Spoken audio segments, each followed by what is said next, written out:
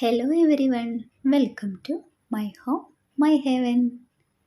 നമ്മളെല്ലാവരും എപ്പോഴും നമ്മുടെ വീടൊക്കെ നല്ല ഓർഗനൈസ്ഡ് ആയിട്ട് നല്ല ക്ലീൻ ആൻഡ് നീറ്റ് ആൻഡ് ആയിരിക്കാനൊക്കെ വേണ്ടി ഒരുപാട് ടിപ്പുകൾ അന്വേഷിച്ച് നടക്കുന്നവരാണ് അല്ലേ? പലപ്പോഴും നമ്മൾ പലതും പരീക്ഷിച്ചിട്ടും നമ്മുടെ വീട് എപ്പോഴും വീണ്ടും പഴയ പോലെ ആവുന്ന ഒരു പരാതി എല്ലാവരും പറയാറുണ്ട്. എന്നാൽ ഇന്നത്തെ വീഡിയോയിലൂടെ നമുക്ക് ഈസി ആയിട്ട് ഫോളോ ചെയ്യാൻ പറ്റുന്ന കുറച്ച് കാര്യങ്ങളാണ് ഇന്നത്തെ വീഡിയോയിലൂടെ ഷെയർ ചെയ്യുന്നത്. അപ്പോൾ നമുക്ക് ഓരോന്നായിട്ട് നോക്കാം.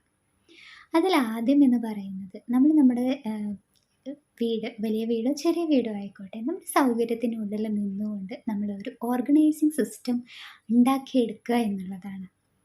നമ്മുടെ വീട്ടിലെ കബോർഡുകളായാലും കിച്ചണുകളായാലും ഏത് ഏരിയ ആയിക്കോട്ടെ, ഏതൊരു ചെറിയ കോർണർ ആണെങ്കിൽ പോലും ആ ഏരിയയിലെ സാധനങ്ങളെ നന്നായി ഓർഗനൈസ് ചെയ്ത് കൊണ്ടുവരിക എന്നതാണ് ആദ്യം ചെയ്യേണ്ടത്.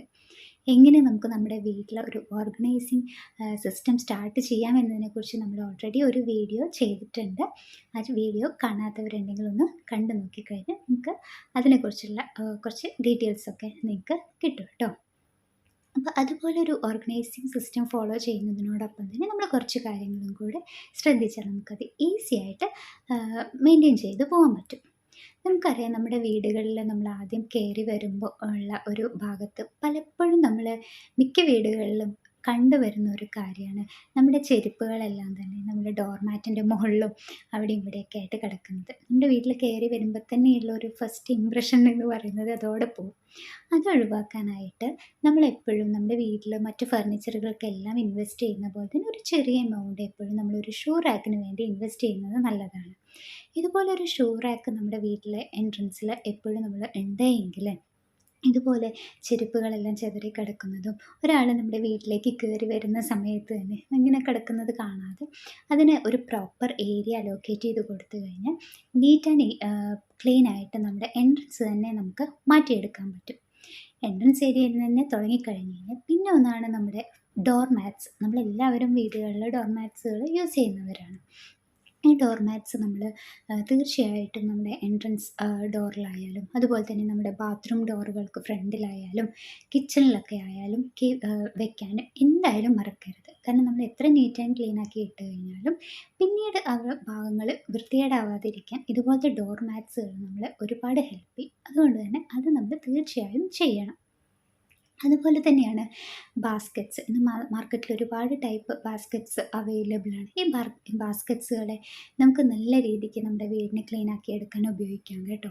നമുക്കറിയാം, നമ്മുടെ വീടുകളിൽ പലപ്പോഴും അവിടെയും ഇവിടെയൊക്കെ ആയിട്ട് കിടക്കുന്ന സാധനങ്ങളാണ് റിമോട്ട്. ഇതുപോലെ റിമോട്ട് വെക്കാൻ നമ്മളൊരു ഫിക്സഡ് ബാസ്ക്കറ്റ് വെക്കുകയാണെന്നുണ്ടെങ്കിൽ റിമോട്ടുകൾ ഇങ്ങനെ കിടക്കുന്നതൊക്കെ നമുക്ക് ഒഴിവാക്കാം.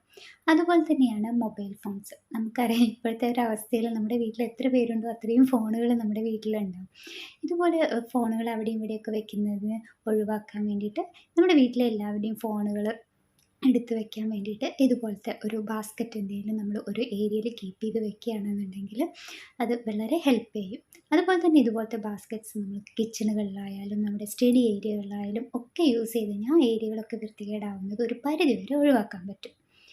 അതുപോലെ തന്നെയാണ് ഒരു ഇമ്പോർട്ടൻ്റ് ആയ ഐറ്റമാണ് ഡസ്റ്റ്ബിൻസ്. നമ്മൾ കിച്ചണിലൊക്കെ പലപ്പോഴും യൂസ് ചെയ്യുന്നുണ്ടെന്നുണ്ടെങ്കിലും നമ്മുടെ വാഷിംഗ് ഏരിയ, അതുപോലെ തന്നെ പ്രത്യേകിച്ച് നമ്മുടെ കിഡ്സ് എല്ലാം പഠിക്കാനിരിക്കുന്ന സ്റ്റഡി ഏരിയ, അവിടെയൊക്കെ ഇതുപോലത്തെ ഒരു ബാസ്ക്കറ്റ് നമ്മളെപ്പോഴും കീപ്പ് ചെയ്ത് വെച്ച് കഴിഞ്ഞാൽ ആ ഏരിയകളൊക്കെ എപ്പോഴും പെട്ടെന്ന് പേപ്പറും ഇതൊക്കെ ഇട്ട് വൃത്തികേടാവുന്ന ഏരിയകളാണ്. അതൊക്കെ ഒഴിവാക്കാൻ നമ്മുടെ മക്കളിൽ നല്ലൊരു ശീലം ഉണ്ടാക്കിയെടുക്കാനും ഹെൽപ്പ് ചെയ്യും. അതേപോലെ തന്നെയാണ് ഇനി നമ്മൾ കിച്ചൻ്റെ ഏരിയയിലേക്ക് വരുമ്പോൾ കിച്ചണിൽ നമ്മൾ കബോർഡുകളിലെല്ലാം ഇതുപോലത്തെ കബോർഡുകളിൽ ലൈനറുകൾ യൂസ് ചെയ്യുകയാണെന്നുണ്ടെങ്കിൽ കബോർഡുകളെല്ലാം പെട്ടെന്ന് വൃത്തികേടാവുന്നത് ഒഴിവാക്കാനും നമ്മുടെ ക്ലീനിങ് ഈസിയാക്കുകയും ചെയ്യും. അതുപോലെ തന്നെയാണ് ഫ്രിഡ്ജ്. നമ്മുടെ വീട്ടിൽ എത്ര നമ്മൾ സൂക്ഷിച്ചാലും പെട്ടെന്ന് ഡേർട്ട് ആവുന്ന ഒരു ഏരിയയാണ് ഫ്രിഡ്ജ്. ഫ്രിഡ്ജിൽ ഇതുപോലത്തെ ഫ്രിഡ്ജ് ലൈനേഴ്സൊക്കെ യൂസ് ചെയ്യുകയാണെന്നുണ്ടെങ്കിൽ നമുക്ക് പെട്ടെന്ന് ഫ്രിഡ്ജൊക്കെ ക്ലീനാക്കി എടുക്കാനും പറ്റും. അവിടെ നമുക്ക് ഒരുപാട് സമയവും ലാഭിക്കാൻ പറ്റും.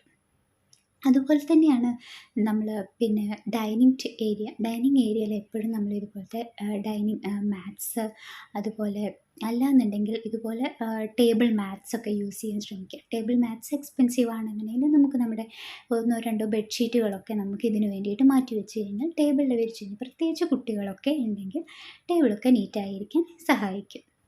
അതുപോലെ തന്നെയാണ് നമ്മൾ എല്ലാ ഏരിയയും എത്ര നീറ്റ് ആൻഡ് ക്ലീൻ ആക്കി ഇട്ടാലും നമ്മുടെ വീട്ടിൽ ഫ്ലോർ എപ്പോഴും മോപ്പ് ചെയ്ത് നല്ല നീറ്റ് ആൻഡ് ക്ലീൻ ആക്കി ഇട്ടാൽ മാത്രമാണ് നമ്മുടെ വീടിൻ്റെ കംപ്ലീറ്റ് ഭംഗി നമുക്ക് കിട്ടുകയുള്ളൂ. അതുകൂടെ ശ്രദ്ധിച്ചാൽ ഒരു പരിധി വരെയൊക്കെ നമുക്ക് നമ്മുടെ വീടിനെ നീറ്റ് ആൻഡ് ക്ലീൻ ആക്കിയിട്ട് കൊണ്ടുപോകാൻ പറ്റും.